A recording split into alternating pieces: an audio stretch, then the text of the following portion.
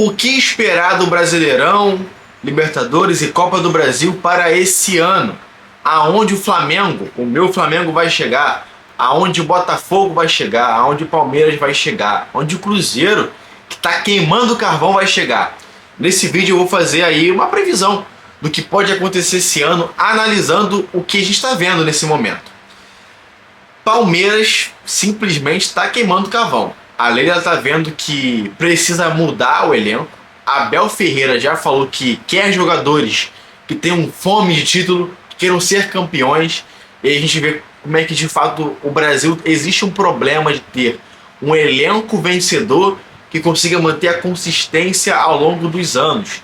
A gente tem aquela ideia de fui campeão, venci muita coisa, agora vou dar uma relaxada. É incrível como que é improvável conseguir manter uma hegemonia no futebol brasileiro, como Bayern de Munique, Real Madrid, PSG, Manchester City, por aí vai.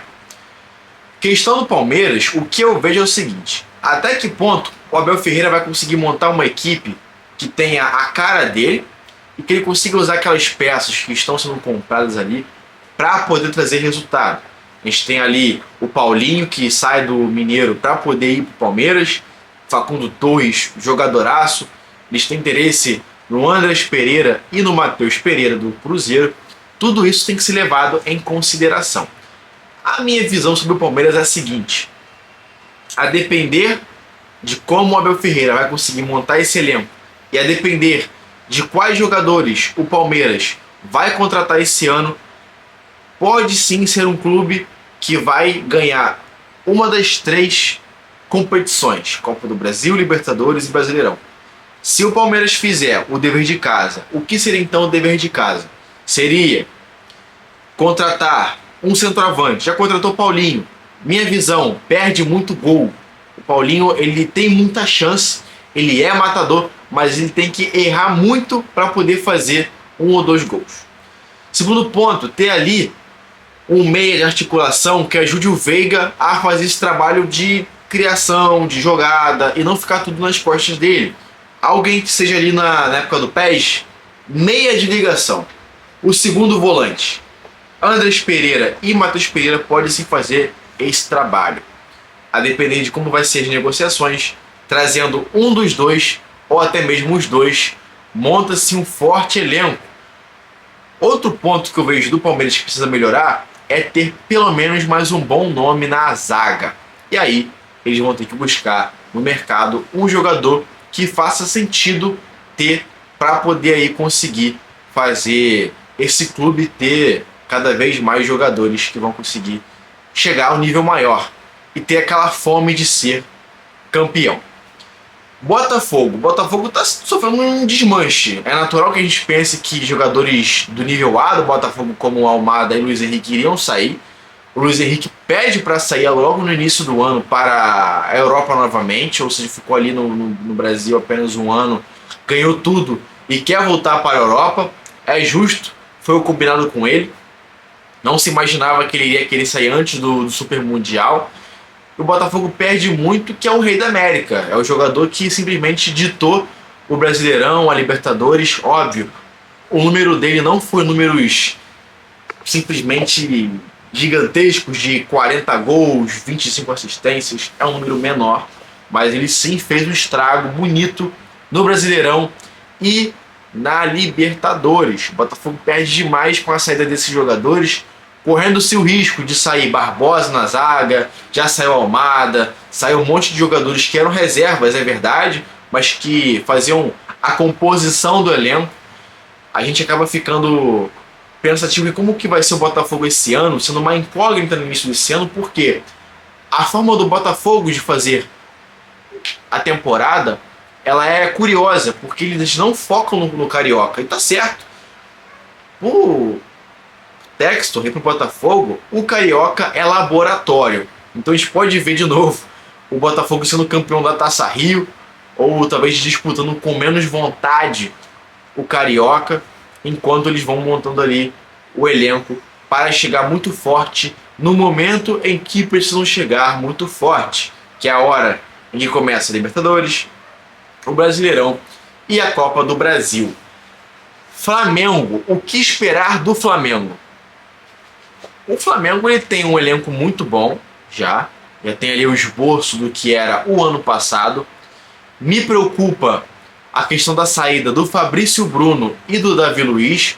Fabrício Bruno que pede para poder sair, perdeu espaço com o Davi Luiz, mas uma coisa que eu penso muito do Fabrício Bruno é o seguinte: é um zagueiro muito bom, porém não é um zagueiro técnico. Ele é alto, ele é rápido, mas ele não tem a técnica ou a qualidade com a bola no pé que o Léo Ortiz e o Léo Pereira têm. Os dois Léos conseguem ser muito bons com a bola no pé, muito melhor do que ele.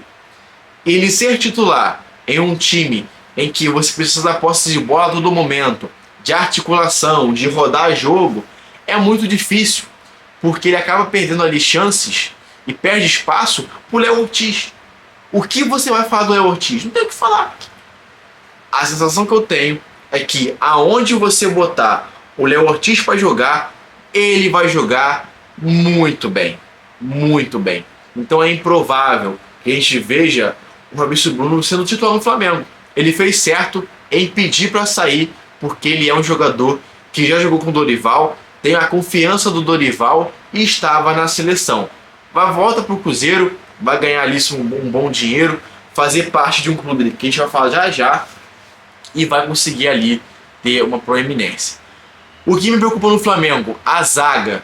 Precisamos pelo menos de 2 nomes para a zaga. Seria ali um jogador para poder dar aquela pressão pro Léo Ortiz e pro Léo Pereira de que eles podem sim puxar um banco uma hora ou outra. E um nome que poderia ser um nome coringa. Já que o Boto fala tanto de scout, de análise, não sei o que, a gente pode ver sim aí um Flamengo em que pode-se ter um jogador que esteja fora do radar do futebol brasileiro e que venha para poder aí compor elenco e dar uma pressão nos outros jogadores. Minha preocupação é, machucou os dois, vamos ter 2 zagueiros de alto nível para poder conseguir assim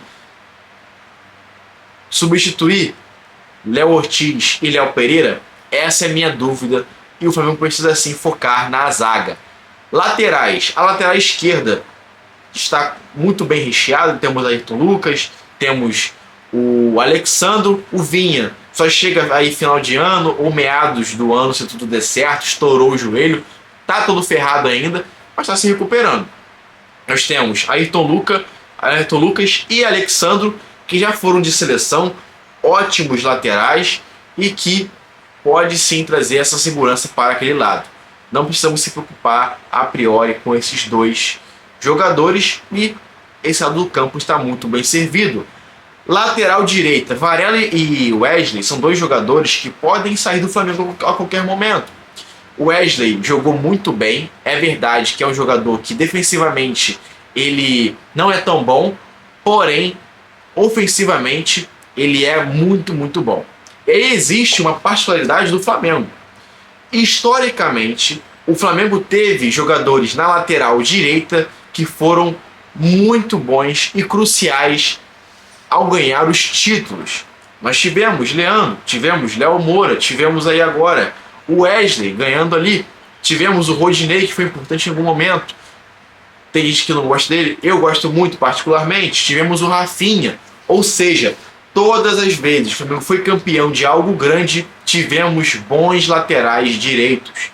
Minha visão, depois do meia e depois do camisa 9, é a principal posição do Flamengo historicamente. O Flamengo precisa sempre criar um elenco, um time, pensando na lateral direita, no meia e no centroavante. São as três posições ali que, de forma historicamente, o Flamengo sempre teve bons jogadores em conquistas de grandes títulos nessas posições. Então a lateral direita me preocupa muito, porque se fala de Danilo, um jogador que não entrega na Europa, não entrega na seleção e tem um empresário muito bom. Para ele poder pintar no Flamengo é um pulo, já que a Juventus não quer ele, alguns clubes da Europa estão sondando, da Itália, coisa e tal, mas pode pintar no Flamengo com salário alto, idade alta e muito superestimado. foi esse o tempo em que o Danilo tinha ali um alto nível de futebol. Épocas ali do iniciozinho da Juventus, no City, no Real Madrid, era um ótimo jogador, mas caiu muito de qualidade. Ah, mas pro Brasileirão ele pode ser muito bom, é verdade, mas ele é muito mais defensivo do que ofensivo. E a característica do Flamengo é ter um lateral direito que faça esse apoio ofensivo. Precisamos ter ali um lateral direito que seja ultra ofensivo para poder conseguir continuar trazendo ali esses resultados. Porque aquela dobradinha naquele canto ali entre o centroavante, o meia e a lateral direito do Flamengo é fundamental para poder fazer as coisas darem certo. Meio de campo, falta um primeiro volante, um pitbull, um cara que vai chegar rasgando o adversário. Falta ali um jogador que tenha essa característica. E aí é difícil a gente falar em um nome que seja barato no momento, que esteja disponível no momento e que venha para poder suprir essa necessidade. Aí é aquela situação, né? Já que o Boto se orgulha tanto de falar de scout, era um scouter, ele que resolva ali e que traga um bom nome para o Flamengo. E a posição que mais me preocupa é o 9. O Pedro, ele pode voltar antes do Super Mundial, é verdade, mas a gente não pode depender do Pedro. Ah, mas por que não pode depender do Pedro? Porque ele pode sair também do Flamengo. Chegou ali, maio, junho, ele começou a entregar os números que ele costuma entregar naturalmente, vai chegar no final do ano, ou até antes disso, depois do Super Mundial, e clubes europeus podem se levar o Pedro. Se ele conseguir se recuperar 3 meses antes do Super Mundial e jogar ali uns 15 jogos e entregar 10 gols, ele pode sim ir para a Europa. E o Flamengo pode perder ali o seu principal jogador, o seu camisa 9. Então é uma posição que me preocupa demais, já que o Flamengo ali perdeu o Gabigol, né? Gabigol que trazia mídia, repercussão, enchia o Maracanã e fazia o Flamengo ficar nas capas dos jornais, pro bem e pro mal. Mas era um jogador que trazia muito resultado midiático. E para poder trazer em campo era questão de tempo. Tem Carlinhos? Tem, mas não está no nível do Flamengo. Ou seja, o Flamengo precisa sim pensar em um jogador para ser o reserva do Pedro e que traga resultados. Quem vai ser esse nome? Eu não tenho ideia do que o Boto vai fazer. Já falaram do Juninho, do Karabag, eu vi alguns lances dele. É um jogador rápido, jogador veloz, puxada de contra-ataque. Pode ser ali um forte do Flamengo com o Juninho, porém ainda está muito cedo de ser falado, porque existem clubes da Europa que têm interesse no Juninho, tá? Cruzeiro. O Cruzeiro vem forte pro Brasileirão 2018. Brincadeiras à parte, calma, cruzeirense, não tenho nada contra vocês. O Cruzeiro vive, na minha visão, uma bomba relógio. Traz muitos jogadores que são medalhões. Quem já jogou Brasfoot lembra. Quando você contratava muito jogador no Brasfoot, muitas estrelas, dava problema. Você recebeu uma mensagem no Brasfoot falando que estava tendo uma rusga entre os jogadores porque tinha muita estrela reunida. Aí você tem Dudu, que não é nada fácil. Gabigol, idem. Cássio e Fagner, que são mais quietos, mas também não são nada fáceis. Matheus Pereira e outros jogadores aí que podem sim trazer muito resultado se der certo, mas se virarem jogadores com medalhão, já que são, e querer ali criar uma panelinha, vai trazer muita dor de cabeça para o Diniz. Das duas, uma. Ou o Cruzeiro cria um elenco, uma ideia de jogo muito forte, ou vai sofrer muito com vários medalhões. Cruzeiro que já sofreu com medalhões. O Cruzeiro que caiu lá com o Thiago Neves, com o Fred, com vários jogadores lá mais velhos, era um time com muitos medalhões. O Cruzeiro não aprende. De novo vai apostar na ideia de ter jogadores badalhados sendo medalhões no elenco. Se der muito certo, o Cruzeiro pode sim ser o campeão da Sul-Americana esse ano. Pode chegar ali a 4º lugar no Brasileirão, a 2º lugar no máximo. Campeão eu não acho que vai chegar, porque é muito bom para o Cruzeiro pensar em focar na Sul-Americana, beliscar alguma coisa na Copa do Brasil, mas o Brasileirão para eles não vai ter o oxigênio para poder conseguir bater primeiro lugar e conseguir ser o campeão. Essa é a minha visão.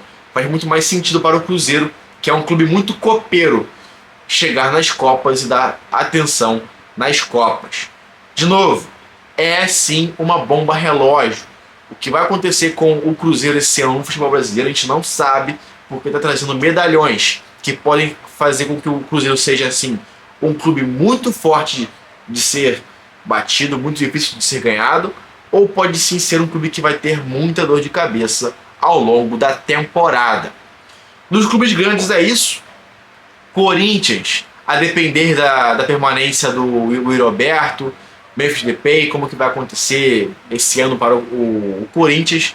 Não acredito que vai chegar muito longe, mas a gente tem que ver aí o que de fato vai acontecer com o Corinthians. Minha visão, dos 4 títulos, Sul-Americana vence o Cruzeiro, Copa do Brasil vai ficar ali entre o Palmeiras e o Flamengo, Brasileirão vai ficar entre o Flamengo e o Palmeiras, correndo por fora Botafogo e Cruzeiro.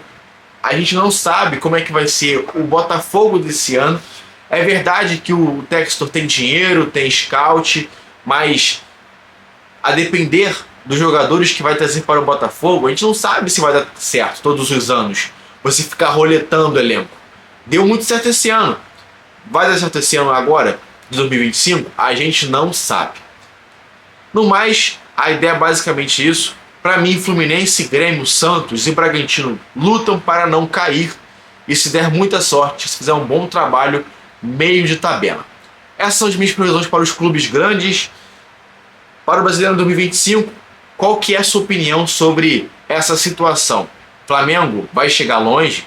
Palmeiras vai levar todos os títulos ou vai pipocar? Botafogo vai conseguir sobreviver após esse desmanche dos campeões da América e do Brasileirão? Comenta aqui embaixo a sua opinião, que eu vou responder assim que você comentar. Fico por aqui, aquele abraço, tchau.